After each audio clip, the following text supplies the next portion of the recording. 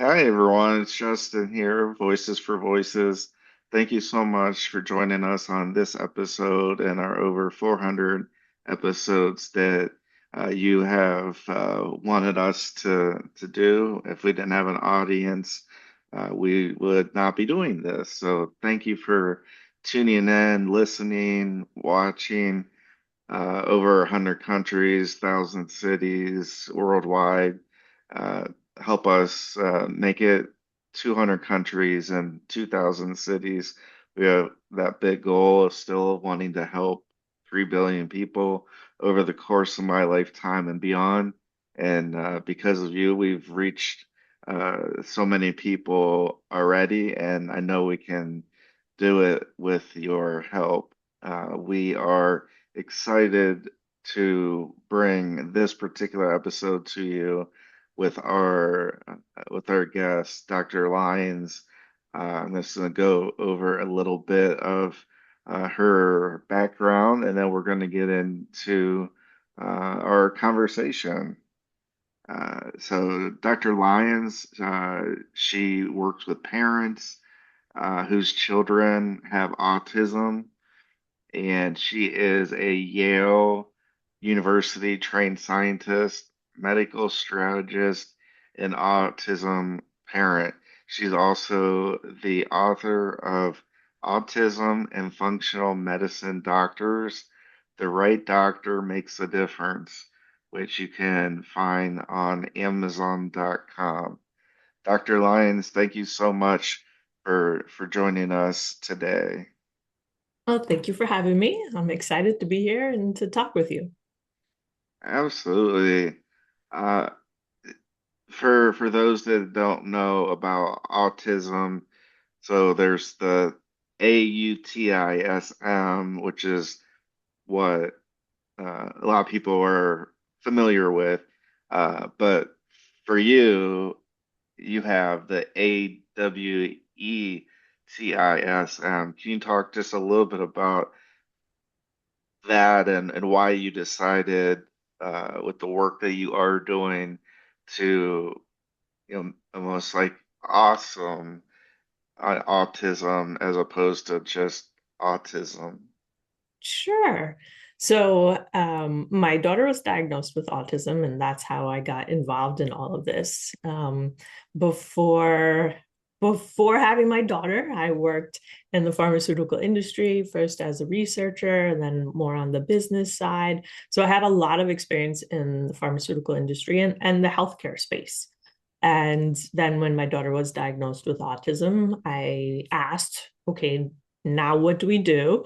And the answers really were not acceptable. It was just like, oh, well, things just get worse, and there's not really too much you can do.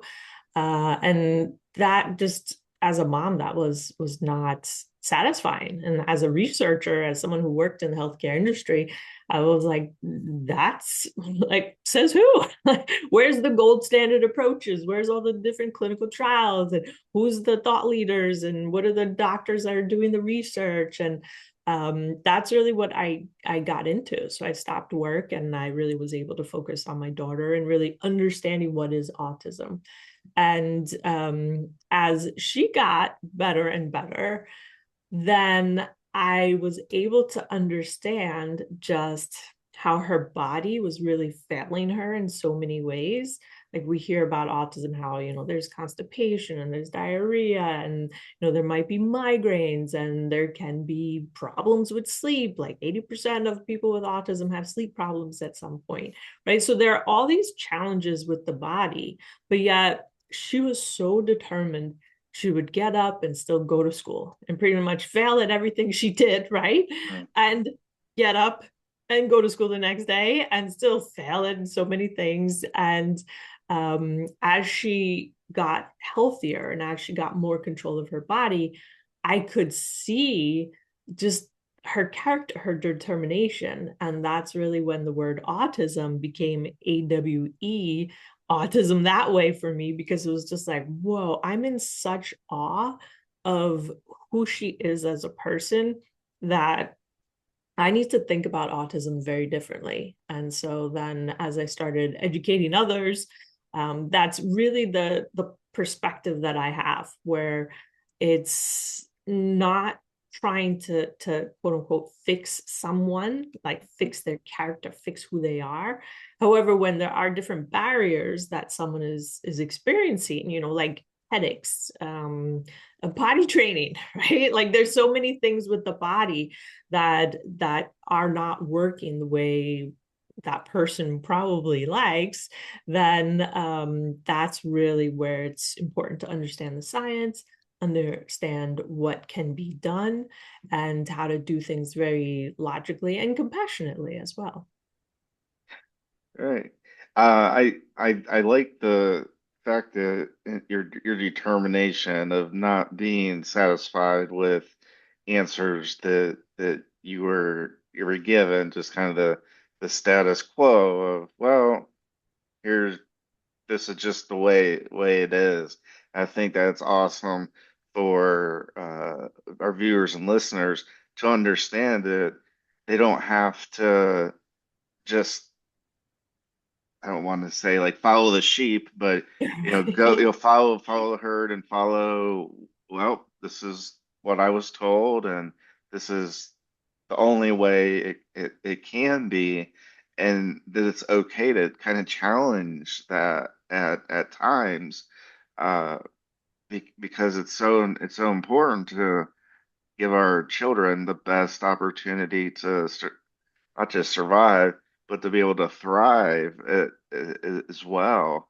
Can you talk about how you start bringing in, functional doctors and uh, all of the different ways, the food, the nutrition, and how those aspects played a role in uh, what you were learning about your daughter and then autism just in general? Sure. So to start with, challenging the status quo, it's really following your intuition as a parent, right? So when I was in those doctor's appointments, that's what, I'm being told. It just didn't feel right. Like it was 2013 at that time. So it was just like, there should be a better understanding of what autism is. It's 2013, right? Like this is so my intuition was telling me that's not right. And so many times parents' intuition in this autism journey gets invalidated. So like if I had a concern about my daughter, it was just like, oh, well, maybe she'll grow out of it, right? And sometimes people and doctors tell you that because they're hoping that that's true. Sometimes you do have to give some space, right, for something to happen. But it's really important for parents to trust their intuition for when they feel like something is off in their child's development, right? So sometimes it takes up to a year to get an appointment for a diagnosis. So if there is that intuitive feeling like, I don't know, that follow that intuition. It's really important. And that's what I did. So I had that intuition of no, there's got to be a better answer. But then what I did was I went to the scientific literature. So Mm-hmm. I very was fortunate in the sense that that's what I did in my academic career and my business career, right? So I knew PubMed very well. So, and the first like year or two of my daughter's diagnosis, I would, get her to bed, which was not easy at that time. And then I would go and pop some popcorn. And my enjoyment was reading Mm-hmm. PubMed and really coming up to speed of the different literature. So I paired my intuition with scientific fact.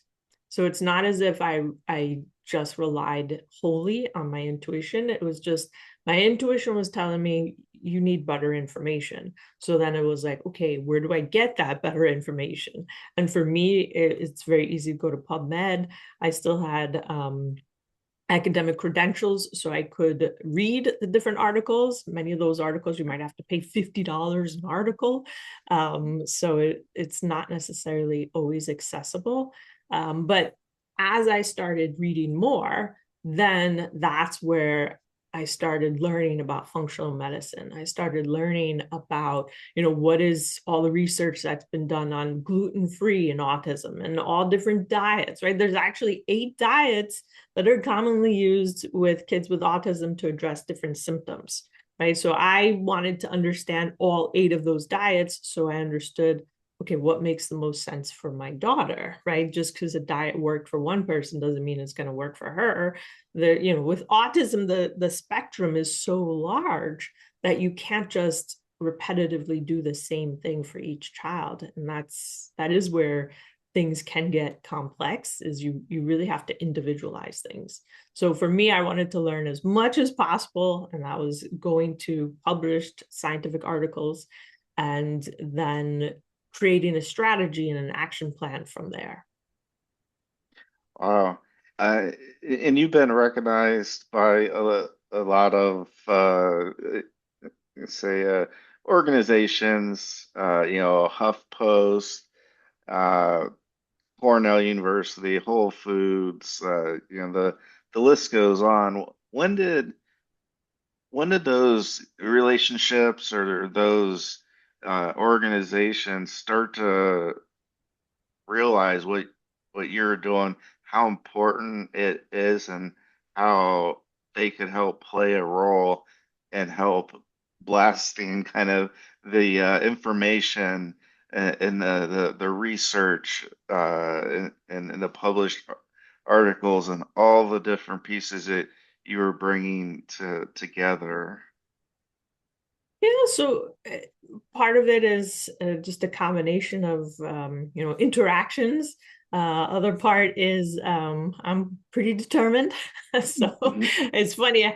I was just, for some reason, when I was telling you how determined my daughter was, I started thinking, when you followed up with the question of, well, you were pretty determined, I was like, huh, I think maybe she's learned her determination from me. Mhm. So I am pretty determined, and I have no problem doing outreach and talking to people. And I mean, that's how you and I connected, right? So I reached out to you. So a lot of times, then people are like, okay, who is this person? And I've had a YouTube channel for over 10 years. And Oh, then people just go and look, and they see my videos and the way I approach things. So spelling autism as AWEtism really lets people know that I have great respect for someone with autism. And it's also about making sure that their body doesn't prevent them from doing what they want to do in life. And I teach science. So there's very rare that you'll see my opinion on scientific videos. Over the years, parents started asking me to do product reviews. So, how's this supplement or how's that? So in there, I give my overall opinion, but in those videos, I break things down like, let's look at the ingredients. Is there any sugar? Okay, yes or no. So that's good or bad. Let's look at the formulation of the B vitamins. Is it methylcobalamin, or is it a cheaper version that the body then has more difficulty utilizing? And so I teach parents the science. And then at the end of those product reviews, I'll obviously say yes or no, but it's all based upon the science. And it's important that I teach parents how it is that I'm coming to that conclusion so that they can then do that for themselves. So I have a very science-based approach to educating. And I think that's really what resonates with a lot of people. excellent. And not only here in the United States, but you work with people across the world as well. Can you talk just a little bit about that? How similar we are as human beings, while there are the differences, but from the United States to other countries, that with us being human beings, that there's a lot of things that are similar that you probably have seen over the years. It's not like, oh, well, if you live in this geography, there's this that, and if you live over here in this country, then there's this other set that there are different cultures, but there are things that make us very similar as human beings, which makes the work that you do uh, really universal in a sense. Sure. So I've worked with parents in 21 countries so far.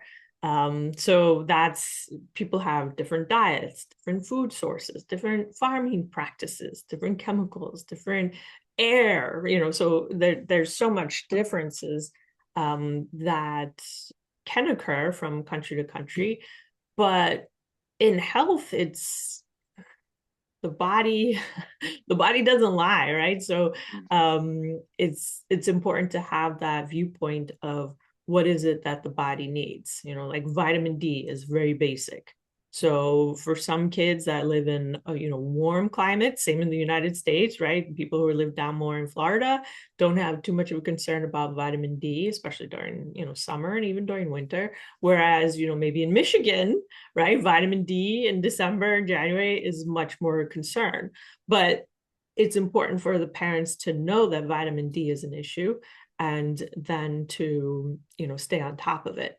So there's many basics to health, but then it's what is relevant to that particular child. And believe it or not, there are some kids with autism who are living in sunny environments, and for some genetic reasons, it's difficult to really get and utilize vitamin D. So vitamin D is important universally for everyone, and it's just important for parents to know what are these checkpoints that they should look at for quality health. Things like diet, yes, food sources are completely different, and composition of carbohydrates versus protein is different in country to country. But when the immune system is overwhelmed for whatever reason, and there can be many reasons, and in autism there's not just one reason why an immune system could be overwhelmed. It's important, let's say, to look at diet, right? So when the immune system is overwhelmed, diet becomes really important because you don't want to add to the problem, right? So that's when parents start to go organic, and they start to really look at, okay, how has my food been grown, and really looking at water hydration. What am I drinking that's in this water? Is there heavy metals? Are there chemicals in there? Those are all things that really complicate issues that are there already for the body.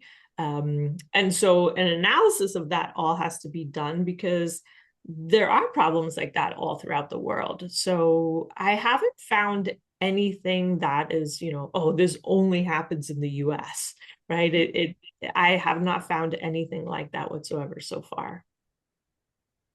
Working with parents, I'm wondering, as so a little bit of now my background of uh, major depression, anxiety, ADHD. I'm kind of on the uh, lower spectrum of autism, where it's mostly lights and sounds and that really get to me, which people think I'm crazy. They're like, you got this show and you're doing this and you got the light and I'm like, as long as I'm focusing on something that's not the lights and not the sounds, I'm good. But when I can get overwhelmed and get that sensory stimulation overload, um, I am I'm just curious on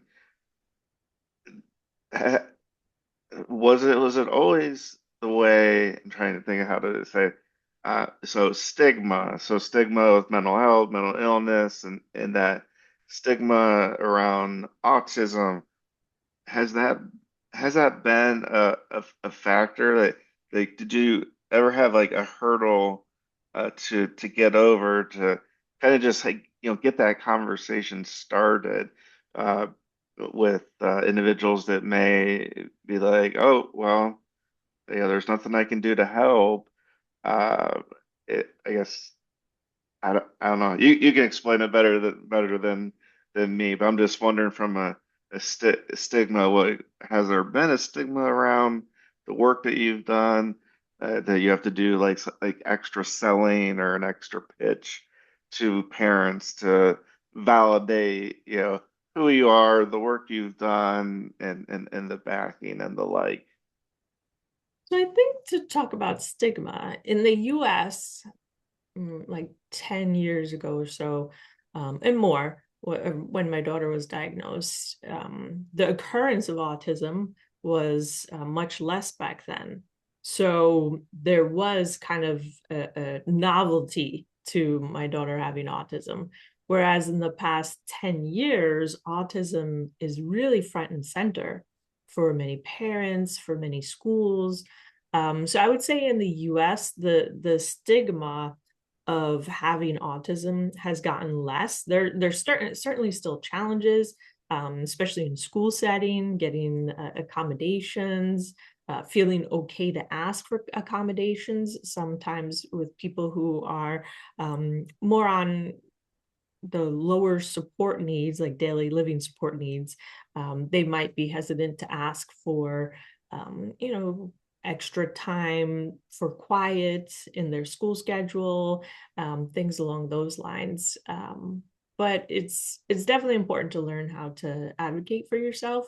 So for any of these, high schoolers or in college and even in the workforce, it's certainly important to have that good relationship with your boss so that the boss doesn't think, oh, you're not doing your work if you're not feeling good, or if the timings of meetings, sometimes it's better to have meetings in the morning when someone's body is fresh, right, as opposed to in the afternoons. And then when someone shows up maybe tired, or even things like when you have the lights down low, people just assume, are you paying attention? Are you sleeping? Like that definitely would have been the case 10 years ago.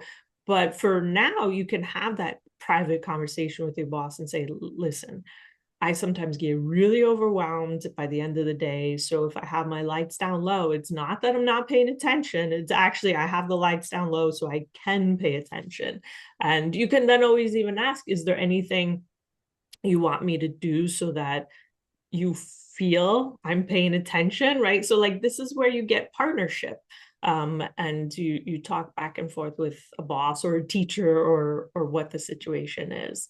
As far as stigma in other countries, I would definitely say that there are real stigma for autism in a variety of different countries, and parents work really hard to help resolve some of these health issues, stimming or rocking. In some countries, that's really frowned upon. Whereas here in the US, we can kind of say, well, that's just what that person is doing, and that's how they're regulating. Whereas in other countries, that's not acceptable at all. So I certainly don't want anyone to think that autism has been universally accepted all throughout the world, because there are countries where it still has a high stigma.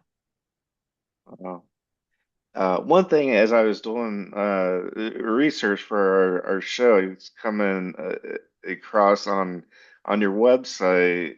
It really just blew my mind, and that is the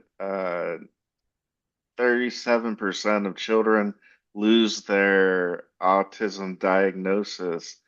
I didn't I guess I didn't know that that was a a thing. I guess can you walk through kind of like that process of the scientific ways that you went to find that research information and those outcomes?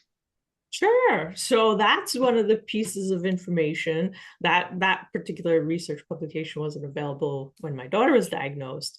But that's the kind of information that I found that then completely changed how I looked at my daughter, how I thought about what her future could be, right? So, I had that intuition, there's got to be a better answer, right? And then I had the knowledge of, okay, let me go to PubMed and see what clinical outcomes occur for autism. And so back when my daughter was diagnosed, the research showed that about 10% of kids who were diagnosed with autism lost their autism diagnosis.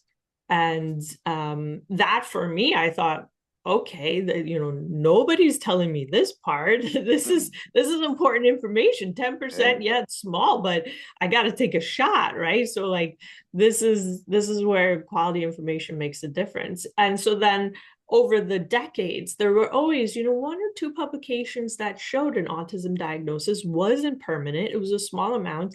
And I think a lot of people don't want to get parents' hopes up, but I don't think that's in the best interest of the child if the parents don't even know that this could be a possibility, right? And so in 2023, that's the latest research showing that 37% of kids with an autism diagnosis lost it. And they were at Boston General, so the hospital in Boston, Massachusetts, Oh, well-respected hospital. And so they looked at kids that were diagnosed with autism, and then several years later, did they still have the autism diagnosis? And 37% lost it.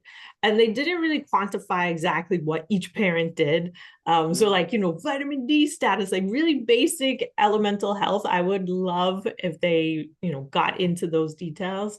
They didn't, but they did. One of the things that they showed was that as a child was starting to improve, the parents scaled back the like ABA therapy and more that behavioral aspect of therapy, which is really the only thing that insurance pays for nowadays.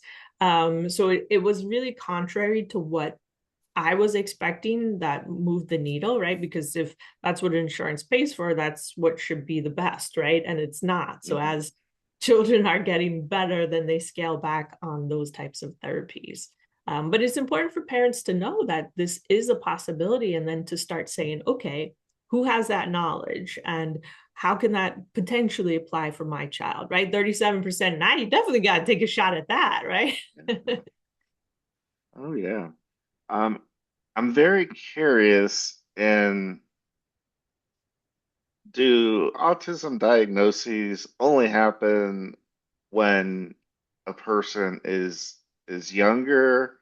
I've run across, even with myself, uh, growing up being in my 40s, and uh, autism really wasn't, I don't know that it was really looked at or tested in the 80s and the 90s as much as it is now. And I've had a lot of people come to me and in a not nice way and say like, you're lying, you're full of it. If you weren't diagnosed when you were in your earlier years, how are you just finding this out and when you're in your 30s? Yeah, can Right. you speak maybe a little bit like your knowledge of that, if there is any research or anything about that?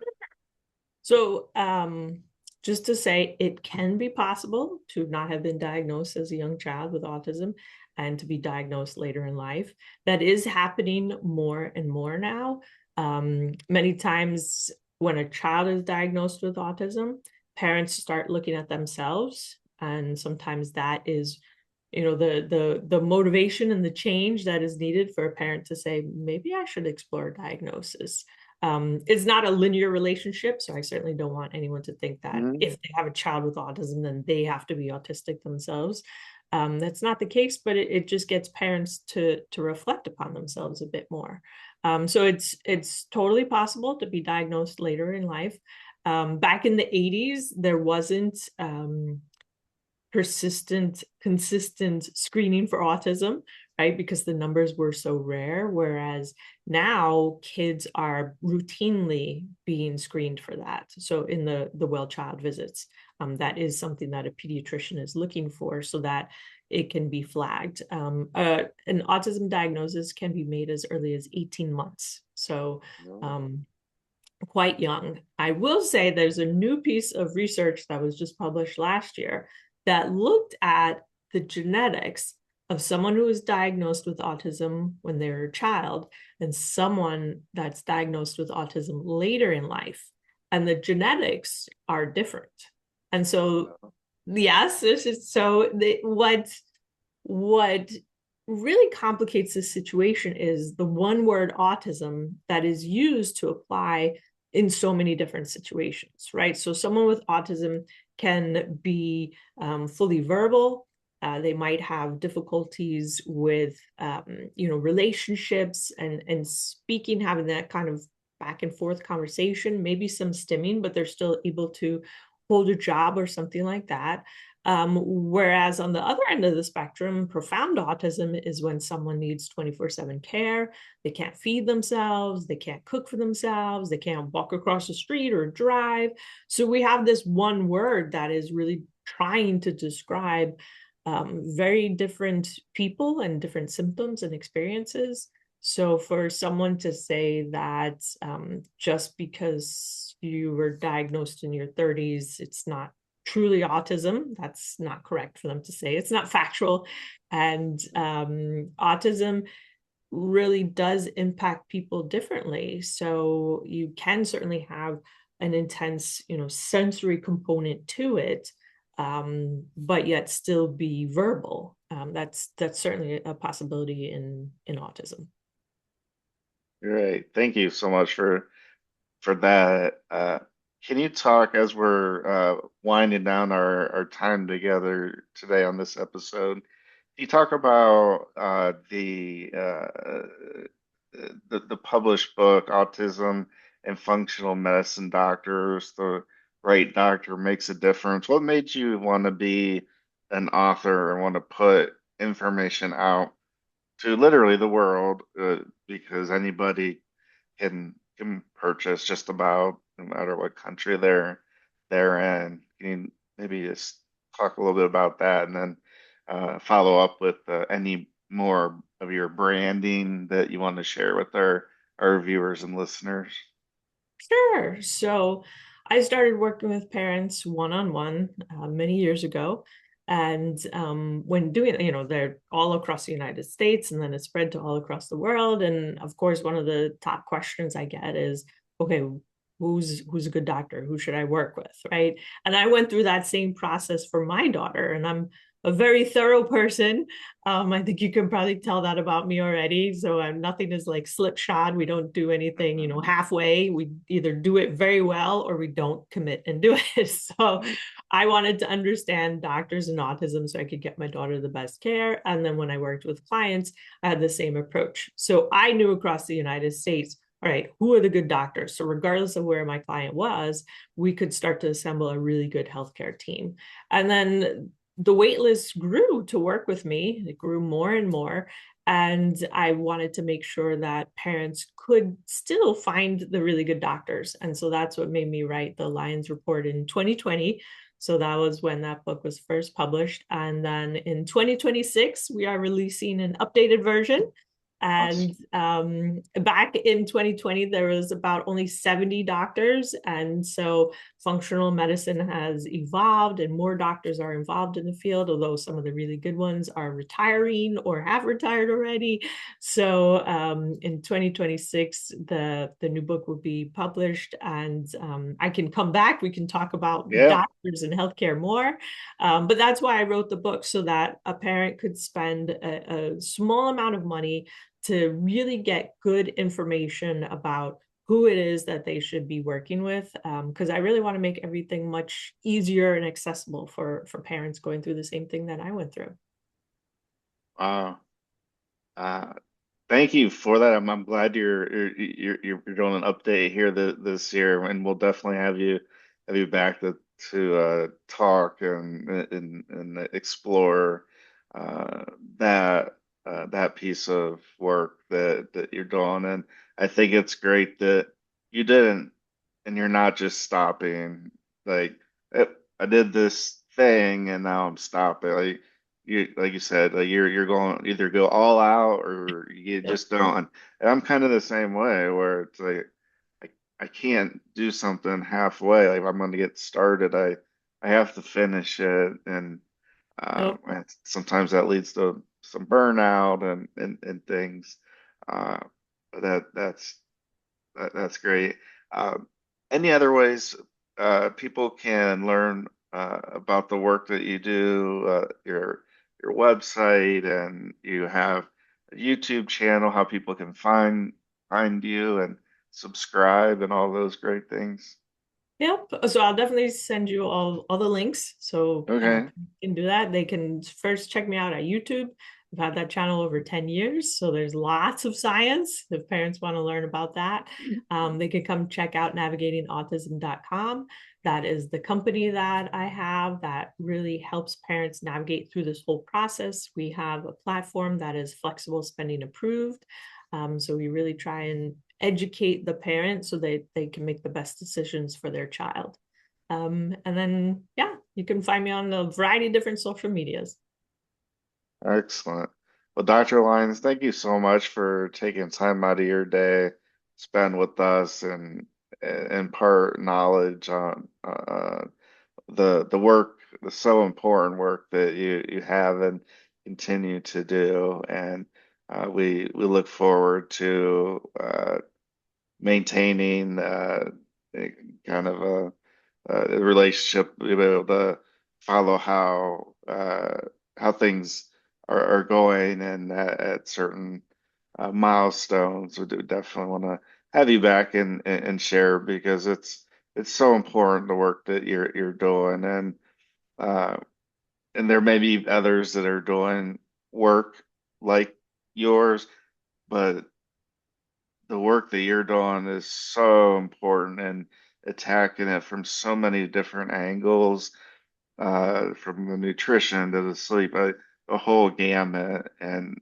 that is really how we think that everybody should be, treated, evaluated, looked at, like, okay, well, why am I feeling like this? Is there certain things that I can do to help? And sometimes it goes into autism, and to know that that's just amazing. The book that you have in 2020 coming out in 2026 because uh, and I'm just thinking about the referrals as well.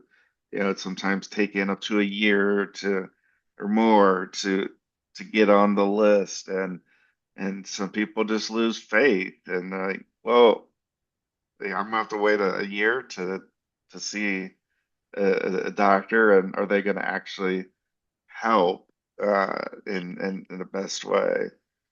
So thank you so much, Dr. Lyons, for joining us. My pleasure. Thank you for having me. Absolutely. And thank you to all our viewers, our listeners here in the United States and across the world.